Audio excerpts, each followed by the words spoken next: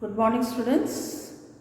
Today we'll be seeing about the examination of synovial fluid or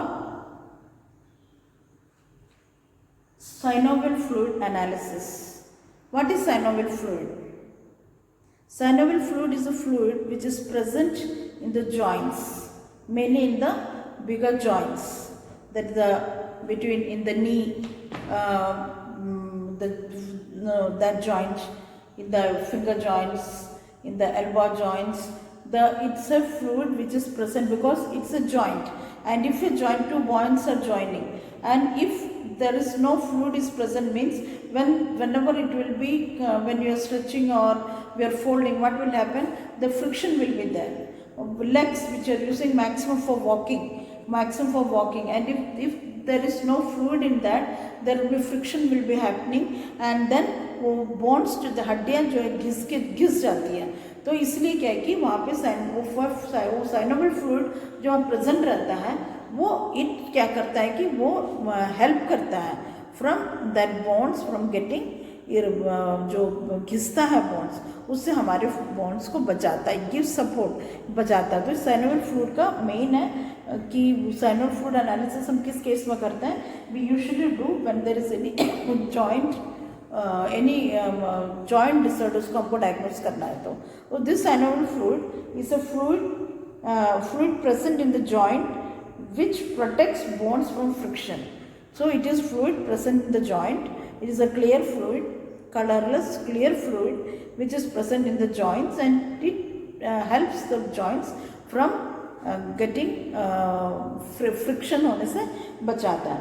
अब इसका indication क्या है? The main indication of synovial fluid is to diagnose the joint disorders. तो joint disorders क्या क्या होता है? मेनली क्या है जॉइंट डिसऑर्डर्स? यूजुअली हम, और ये जो साइनोवियल फ्लूइड का दूसरा एक चीज़ है कि इट्स ए डिजेनरेटिव डिसऑर्डर. ये जब साइनोवियल फ्लूइड कब presence of absence of synovial fluid कब आता है? ये साइनोवियल फ्लूइड का लेवल डिक्रीज होने कब लगता है? ये यूजुअली होता है, it's a degenerative disease. Usually from जब बच्चा जब पैदा होता है तो क्या होता है, उसका ग्रोथ होता है. ये आसिक ग्रोथ, इसका अलग अलग माइलस्टोन्स हैं. तो उसकी ग्रोथ चलती है अराउंड 25 to 35 ईयर्स तक उसका ग्रोथ चलता है. तो उस टाइम में उनको they are very healthy, they are very active, they take part in all types of athletes and all. They usually work up to 35-38 years तक वो लोग एक्टिव रहते हैं. उसके बाद they retire up it, because क्योंकि अब उनकी ग्रोथ बढ़ी नहीं रही. अब क्या कि डिजेनरेटिव चेंजेस चालू होता है. तो डिजेनरेटिव चेंजेस इरिवर्सिबल है. वो वंस चालू हो गया उसको रिवर्स नहीं कर सकते, उसको हम सपोर्टिव्स दे सकते हैं. तो जॉइंट डिसऑर्डर क्या होता है कि इट इज साइनोवियल फ्लूइड का कम होना या वो एब्सेंट हो जाना वहाँ पे, that is a degenerative disease. और ये मेनली किस कंडीशन में आता है? इट मेनली आता है in case of any joint infections और अर्थराइटिस और इन ट्रोमा, और कभी कभी जेनेटिक भी रहता है, that is arthritis. So mainly इस इंडिकेशंस, इसका इंडिकेशंस है, first is to diagnose any joint disorders, कुछ भी जॉइंट डिसऑर्डर है कि नहीं है. सेकेंड है इन्फेक्टिव अर्थराइटिस है तो उसको डायग्नोज करना. तीसरा है जेनेटरी अर्थराइटिस है कि नहीं वो देखना. देन रूमेटॉइड अर्थराइटिस है कि नहीं देखना, एंड डिजेनरेटिव अर्थराइटिस है कि नहीं देखने के लिए. तो degenerative arthritis usually happens about 40-45 years of age के ऊपर में होता है. तो अब क्या है कि बाकी if it is rheumatoid arthritis it can happen in any as. Genetical होगा तो एनी एज में होगा. इन्फेक्टिव होगा तो जब इन्फेक्शंस हो गए, जॉइंट में कुछ इन्फेक्शन हो गया, तब उस केस में होता है. Like usually will see the persons who suffered from chikungunya, you will usually see कि उनको जॉइंट पेन काफ़ी टाइम तक होता है. और डिजेनरेटिव साइनल फ्लूइड है तो हमको उसका रिप्लेसमेंट हम देते हैं, जिसमें ग्लूकोसामाइन करके एक थेरेपी जिसको हम देते हैं, जिससे कि क्या है कि वो उसको बना के रखता है. So it's about the indications. Now for the lab investigation, now will coming to the lab investigation. Lab investigation में, लेबोरेटरी इन्वेस्टिगेशंस में what will be seeing the physical examination. Physical examination में हम यूजुअली कलर और viscosity को देखते हैं. Usually क्या है कि साइनोवियल फ्लूइड अगर कोई भी पैथोलॉजिकल कंडीशन नहीं है तो इट इज़ क्लियर और स्ट्रॉ कलर एंड विस्कस रहता है. इसमें कोई भी क्लॉट्स पसंद नहीं रहता है, और ये नॉर्मल कंडीशंस में क्लियर रहता है और स्ट्रो कलर रहता है और विस्कस रहता है, does not have any clotting there. और टर्बिड कंडीशन तब रहता है, टर्बिड मीन्स हल्का क्लाउडीनेस रहेगा, तो उसमें क्या है कि थोड़ा थिक रहेगा, दैट इज टर्बिड। तो वो कंडीशन रहता है जब कभी भी कोई इन्फेक्शन या इन्फ्लेमेशन ऑफ द जॉइंट है, to the presence of crystals रहेगा। फिर है purulent means septic arthritis, sepsis हो गया वहाँ पर, उस टाइम में इट विल बी पुरुलेंट रहेगा, थिक रहेगा ये। देन रेड और brown when the colour it will be haemorrhagic, तो हेमोरेजिक रहता है। देन विस्कोसिटी क्या रहता है, विस्कोसिटी मीन्स वो जो मोटा रहेगा,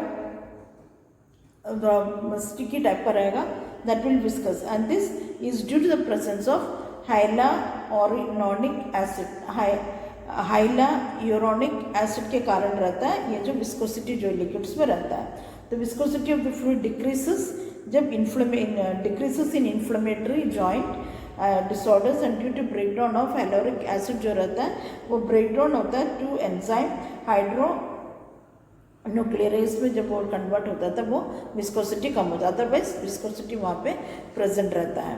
so that was about the physical examination. Now upon microscopic examination में हम क्या देखेंगे, माइक्रोस्कोपिक एग्जामिनेशन में हम will be seeing about the total leucocyte count क्या प्रेजेंट है उसमें, प्रेजेंस ऑफ जो साइनोवियल फ्लूइड है। साइनोवियल फ्लूइड हम निकालेंगे कैसे, साइनोवियल फ्लूइड क्या है कि उसमें से हम माइक्रोस्कोपिक एग्जामिनेशन में total leukocyte count it mainly shows infection is there. When there is increase in the leukocytes count, it shows there is infection is there. So total leukocyte count निकालते हैं जिसमें आपको पॉलीमॉर्फ्स मोर देन 75% मिलेगा, और bacterial arthritis के लिए हम देखेंगे। So that is microscopic examination. तो यूजली डॉट माइक्रोस्कोप बिकॉज हम जो फ्लूइड कलेक्ट रहते हैं हम उसको हमने न्यू बेजर चेम्बर के बारे में पढ़ा था जब हमने ब्लड हीमोग्राम पढ़ा था, कंप्लीट ब्लड सेल पढ़ा था, तो उसी टेक्निक में उसको करेंगे। और third is chemical examination. Chemical examination में यूजुअली हम ग्लूकोज एस्टिमेशन और प्रोटीन एस्टिमेशन करते हैं। Then fourth is microbiological examination. Microbiological examination means usually we do the culture of the synovial fluid और mainly pyogenic tubercular arthritis में किया जाता है। So this was all about synovial fluid. Method of collecting synovial fluid.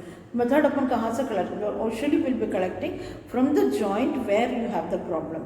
अगर left usually ये majorly present रहता है in the thigh, in the knee joint, right या left, no, जो नी जॉइंट में हमको पेन है वहाँ पे उस नी जॉइंट में है जो हम उसको नीडल डाल के we take fluid and this fluid is taken send for all the examination. Fluid को निकालते हैं, जो स्ट्रिप्स डालते हैं and then we send it to the lab for the investigations. So this was what synovial fluid. Synovial fluid तो क्या है, it's usually synovial fluid is a clear fluid and उसका इंडिकेशन है जब हमको कोई भी अर्थराइटिस होता है, इन्फेक्टिव अर्थराइटिस, जेनेटिक अर्थराइटिस या डिजेनरेटिव अर्थराइटिस या जॉइंट डिसऑर्डर्स के कंडीशन में हम इसको करते हैं।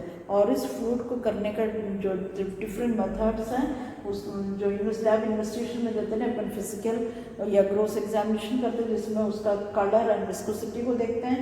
माइक्रोस्कोपिक एग्जामिनेशन जिसके अंदर हम अपन ब्लड सेल्स के लिए देखते हैं, मेनली ल्यूकोसाइट्स के लिए देखते हैं।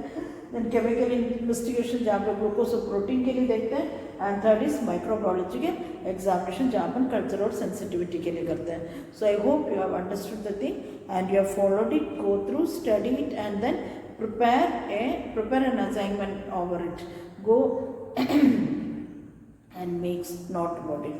So okay, this was all about synovial fluid analysis.